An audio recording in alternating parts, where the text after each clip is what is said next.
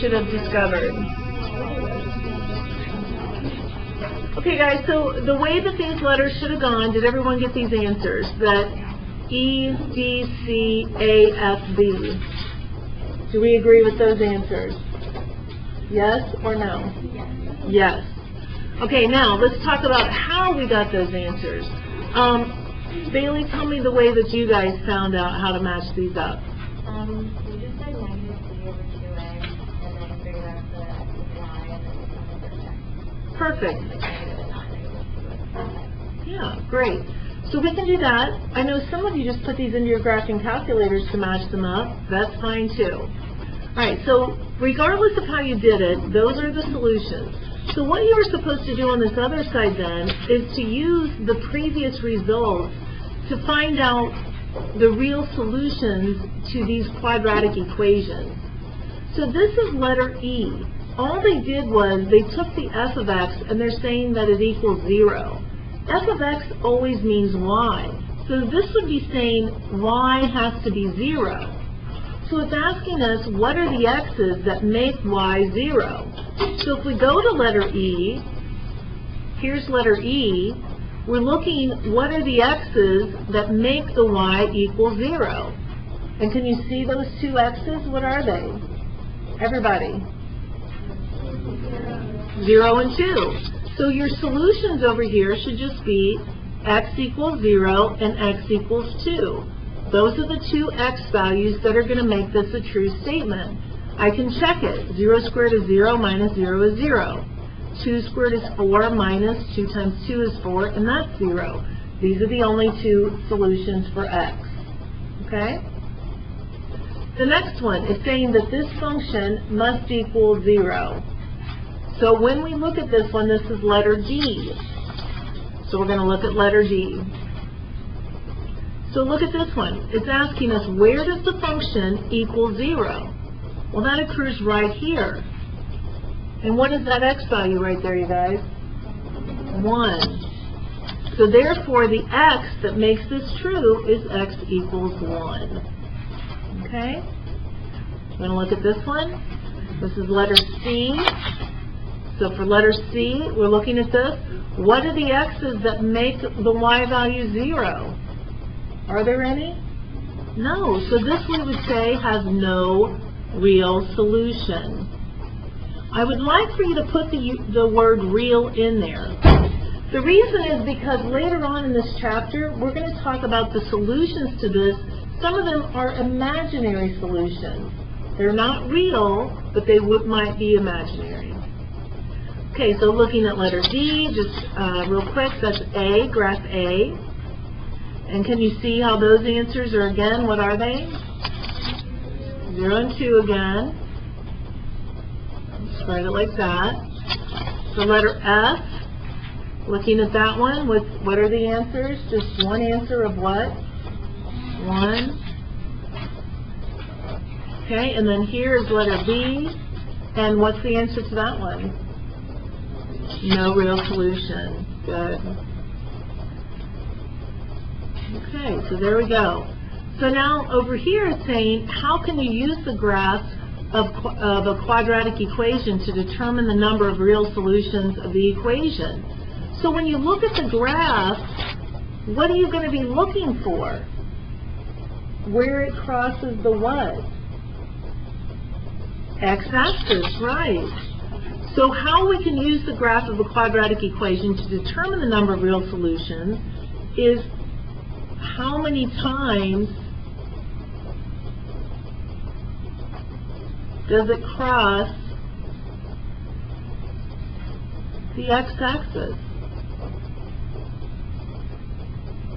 If it's once, then there's one solution, one real solution. If it's twice, then there's two real solutions. If it's not at all, then there are no real solutions. So let's look at this one now. How many real solutions does this equation have? What I would do here is find the vertex. Okay, so I'm going to find the vertex by doing negative 3 over 2a. So negative 3 halves. I'm going to plug that in. Negative 3 halves squared is 9/4. I'm going to have minus 9 halves, and then plus 2. Okay, so I'm going to need a common denominator, 9 fourths minus 18 fourths plus 8 fourths. Just getting the common denominator. Negative 9 plus 8 is going to be negative 1 fourth. So there's my vertex. Now think about this, guys. I'm at negative 1.5, negative 1 fourth. Which way does this open, up or down? Look at the coefficient of x squared. Which way is it going to open? Up. Here's my vertex. It's going to open up. So therefore, how many solutions are we going to have? 2 real solutions. So see how just by knowing the vertex and a quick sketch of the graph, we should be able to know how many solutions we have. Questions on the explorations of 3.1? All right. Let's go on then to the notes part.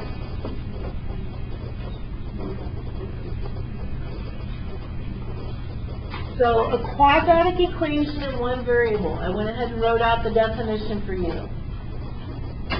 These can always be written in standard form. ax squared plus bx plus c equals 0. Where a, b, and c are real numbers, and a cannot equal 0.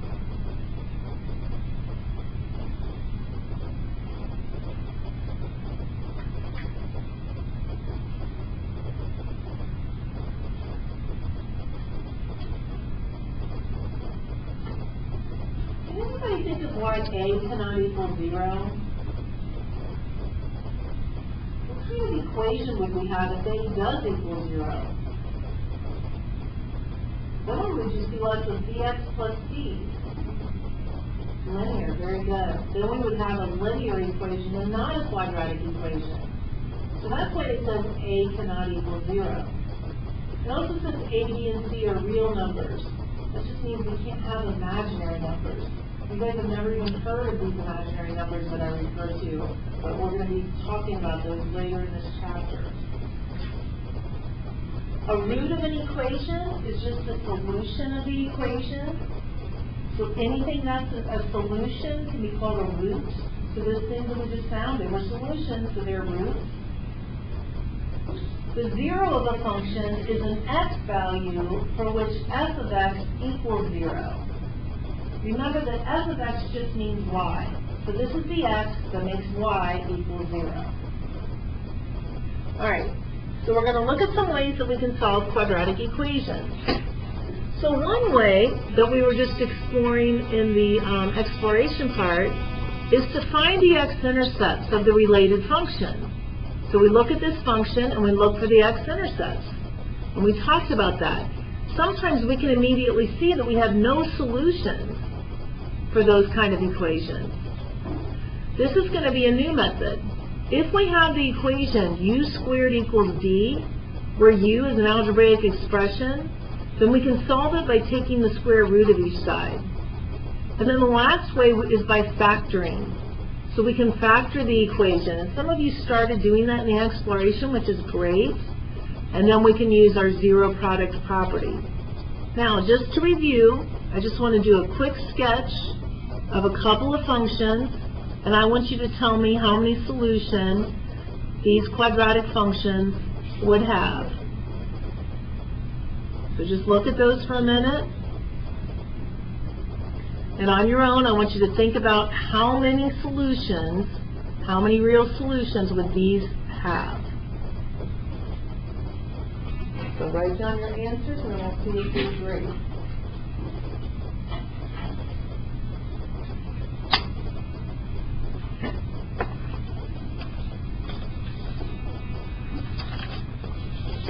Sebastian, what do you think for the first one? Good.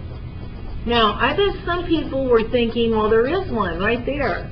That's not an x-intercept, that's a y-intercept, isn't it? So that still is no real solutions for that one. Okay, Nathan, Joseph, what about this one? 2. That's 2 real.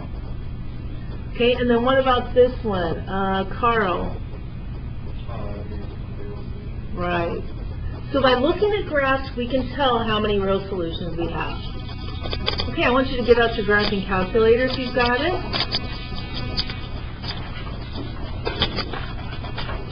I'm going to be using that in just a minute. Okay, first of all, though, we're going to look at the zero product properties. The zero product property says if the product of two expressions is 0, then one or both of the expressions equal 0. So if A and B are expressions and A times B equals 0, then either A equals 0 or B equals 0. This is how this is helpful. Look at this example. Suppose we have 2x plus 1 times x minus 3 equals 0. We have two numbers that are getting multiplied, and our result is 0. So what that tells us then is that either the 2x plus 1 must be 0, or the x minus 3 must be 0. So solving this then, subtract your 1, we have 2x equals negative 1, so x equals negative 1/2, or x equals 3. So we like to see problems like this. They're already in factor form, because one of the factors has to be 0. We're going to do just numbers 1 and 2, and we're going to do these by graphing on our calculator. Here's another way that we can look at this. Instead of trying to find out where it crosses the x-axis, I can also think of it as an intersection. So I want you to go to y1, and I want you to put in x squared minus 11x plus 24. Into y2, I want you to put in the other side of the equation, which is y equals 0. See, we're trying to find out where is it that this function is equal to 0. So to graph it, one thing I'm going to check, I'm going to make sure that these plots are off. So if yours is highlighted, make sure you push enter and unhighlight it. And now we're all going to do a zoom 6. So that our screens look alike. So there's my function. Here's the other one, y equals 0. I can't see it because it's in black over top of the x-axis. So here's what we're going to do. We're going to hit second, trace. We are trying to find the point of intersection. And now the question is this your first curve? I can't see it though, so I'm going to arrow to the right. See, look guys, I'm not going to be able to see it until it gets to like right there, until the y value gets pretty close to 0. So now I'm going to say enter. Yes, that's my first curve. Is this your second curve? Enter. Yes. One more time. So there's going to be one of our solutions. So one of our solutions to this is just x equals 3. My other solution, I do it again, second trace. I'm going down to intersect again. Push enter. Now if I just push enter now, it's going to give me that same solution. I want the other one. So I'm going to arrow over until I'm close to it. That's close to it. I hit enter. y2 is 0. Yes, enter. One more time. So my other solution is 8. Okay, so that's one way to solve it. Let's look at the next one now. So in this one, we go to y equals. One of my equations is going to be 13. Just y equals 13. My other equation is negative x squared minus 12. Make sure you're using the negative symbol here and the subtraction symbol here. Now if I'm just on my regular zoom 6, I'm not going to see that y equals 13. Okay, I need to go out more so that I can see this. So we're going to make our y's go from maybe negative 20 to 20 to make it so I can see that y equals 13. So there's y equals 13, and there's the other one. How many solutions are there going to be? Is there any time that parabola is equal to that line? No, so this would be no solution. No real solution. Okay, number 4. We're solving this one.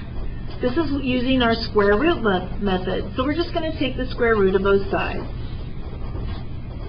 What do we have to put in front when we take the square root? We have to put plus or minus 20.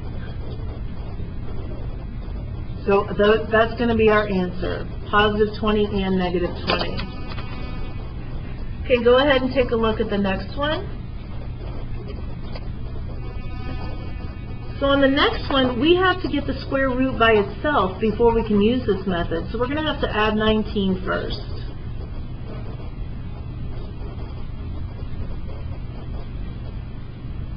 Okay, now that we have the square root by itself, now we can finish the problem. Alyssa, what am I going to do to both sides? Yep, so I square root both sides.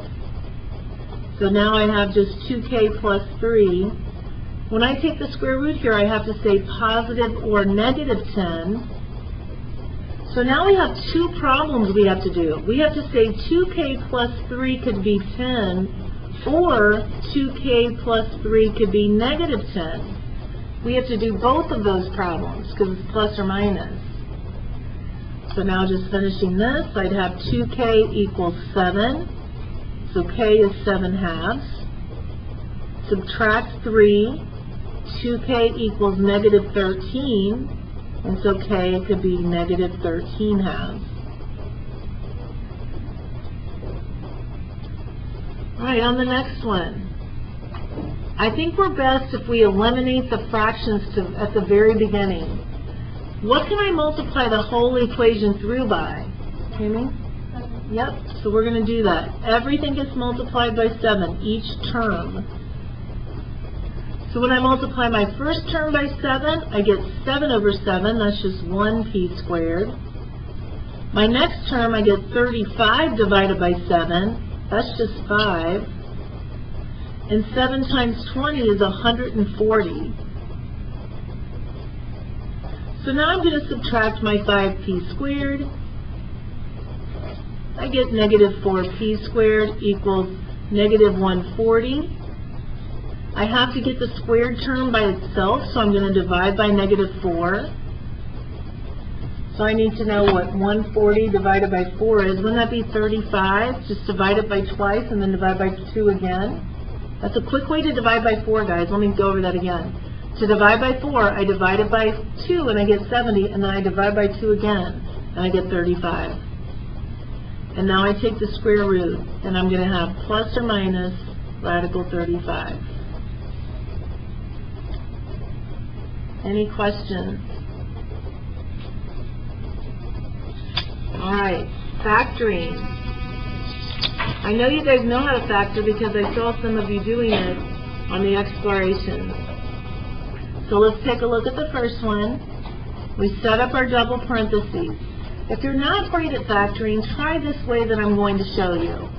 You're going to look at the first term, and we're going to say what times what is x squared? Well, that's x and x. Now we look here at the end, and we say what numbers multiply to be 36? Well, we have some options, don't we? It could be 6 and 6. It could be 3 and 12. It could be 1 and 36. It could be 2 and 18. Okay? All those are options. But we're looking for which of these numbers also add, see the plus, to be 12. Negative 12 in this case. So the two that add to be 12 are going to be 6 and 6. I want to get a negative 12, so they're both negative. And so therefore our solution is just x equals 6. And it's actually a solution twice because it happened 2 times.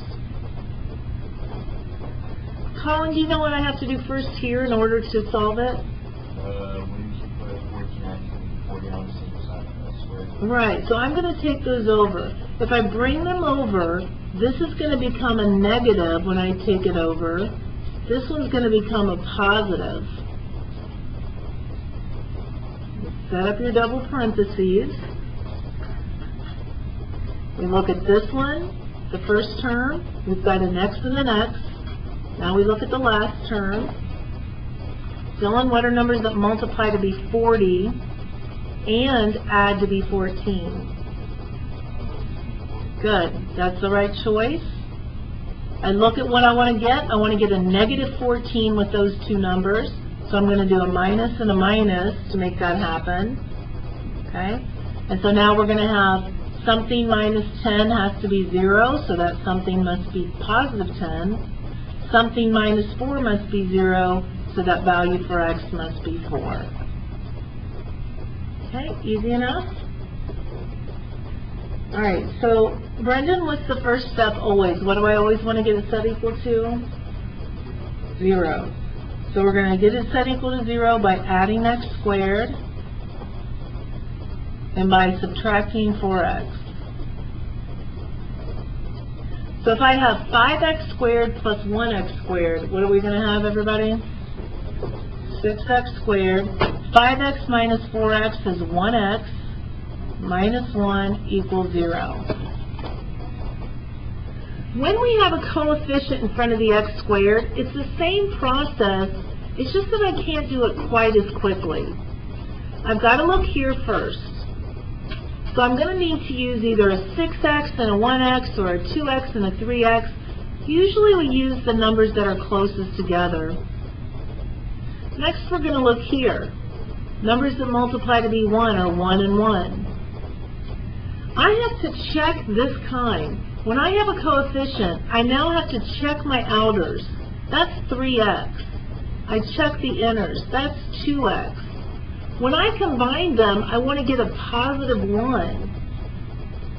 So how do we want the signs to go here? We want this one to be positive, so that came from here. And I want this one to be negative, that came from here. So these are the problems we must solve. 3x minus 1 equals 0, 2x plus 1 equals 0. Can you do this in your head, everybody? What's the solution for that? 1/3 is correct. What about this one? Good. I am not going to be a stickler for making you show every step. I know in Algebra 1 you probably had to show every single step. You're in Honors Algebra 2, by now you should be able to skip some of those things. Alright. This one we are going to wait on. I'm going to have you do this one after we go over the other part. So let's go down to number 11. So number 11, a skydiver drops out of an airplane that is flying at an altitude of 4,624 feet. How close is that to a mile? Is it pretty close to a mile? Do you know how many feet are in a mile? Yeah, 5,280, so that's up there, pretty high. It says use the formula h equals negative 16t squared plus h sub o. Do you know what h sub o represents? I'll tell you. H sub o is going to be the height at time 0. So that means like the original height, or the initial height is what it's called sometimes. To write an equation that gives the skydiver's height, h, during the free fall, t seconds after the skydiver drops out of the airplane. So the height of this guy at any given time is going to be negative 16t squared plus, and then what's his original height? Right. So here's the answer to part A. There's the equation. This will tell us, if I plug in 1 second, it tells me his height after 1 second. 2 seconds, etc. So part B says, is it possible for the skydiver to wait 18 seconds before pulling the parachute cord? Explain. How would we solve something like that? 18 for t, and then what are we going to see? Okay, that's one way to do it. Let's do the height equals negative 16 times 18 squared plus 4624. Let's see what we get.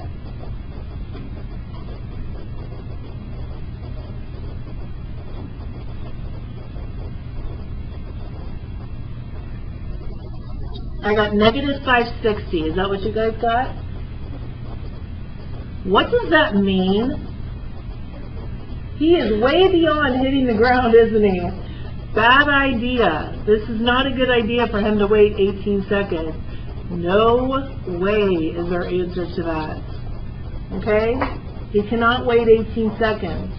Have any of you been skydiving? Oh, I don't know. Maybe. Do you have to be 18? That makes sense. Okay. Well, does anybody know, like, how far from the ground you would need to be before you pull the car? Alyssa? 5 seconds? So let's see what his height is after 5 seconds. Watch how I can quickly do this, guys.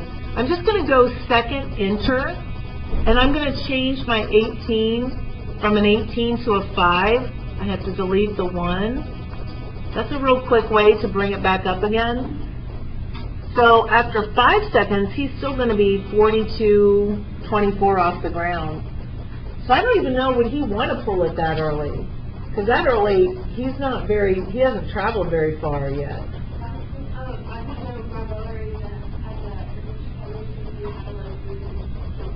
Yeah. Okay.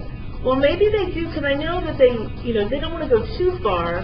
I'm just surprised that's only, so he's only gone like 400 feet at that point. I would have thought he would have fallen a little further than that. Yeah, that's true. Because the center air, I think you might fall faster with the center air, yeah. Okay. So that's kind of interesting, isn't it? What if we wanted to know how long until he hits the ground? What would I do? 0 equal. Yeah, I'd have to set it equal to 0, wouldn't I? So let's see then. Let's solve that problem. I'm just curious. So to find out when he hits the ground, we'd have to do this. Somebody solve that for me. I can do it quickly on my calculator. This would end up being 46.24 divided by 16, and then the square root, right? Oh, dang. Shoot. Let me type that in again. 46.24 divided by 16, and then I'd have to take the square root. 17 seconds. So 17 seconds until he hits the ground. Okay? Any questions about all that? All right. So I'm going to put your homework on the board. If I did ask you to do number 10, how could we do this? If it says which equations have roots that are equivalent to the x-intercepts of the graph shown, how would you quickly do that? Danielle? That's a good idea, isn't it? Yeah, I like that.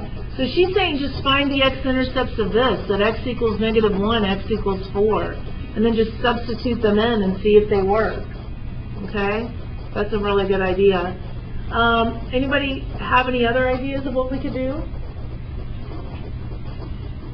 I was thinking we could graph them. I'm not sure that's going to be any faster, but you could always just graph them, right? You could also graph them and just glance at your table and see if you get the point -1, 0, and 4, 0. Lots of different things you could do on that. We're not going to take the time to do that one. Okay, guys, great job. Go ahead and get out your